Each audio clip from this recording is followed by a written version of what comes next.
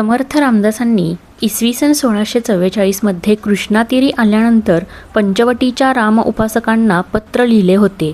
ज्या पत्रात श्रीरामांच्या साक्षात्काराचे पुण्यस्थळ असणाऱ्या पंचवटीचे वर्णन असे केले होते की, जतनस्थान गोदातटी परमपावन पंचवटी, जेथे पडली कृपादृष्टी रघुत्तम रायाची. प्रत्येकी माझा नमस्कार देवासी करावा निरंतर, मज कारणे शरीर इतुके कष्ट व्हावे. तर मंदिराला काळाराम मंदिर संबोधण्यामागे एक आख्यायिका अनेक वर्षांपासून श्रवली जाते. वनवासात असताना बऱ्याच ऋषीमुनींना राक्षसांचा प्रकोप सहन करावा लागत असे. तेव्हा सर्व ऋषीमुनींनी श्रीरामाजवळ अशी प्रार्थना केली की या राक्षसांच्या प्रकोपातून आम्हास मुक्त करा.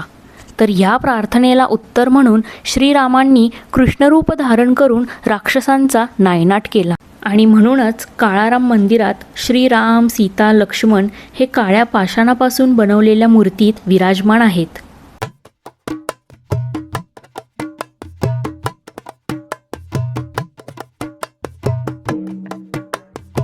आणि अजून एका गोष्टीसाठी हे मंदिर इतिहासात प्रचलित झाले, ते म्हणजे काळाराम मंदिर सत्याग्रह.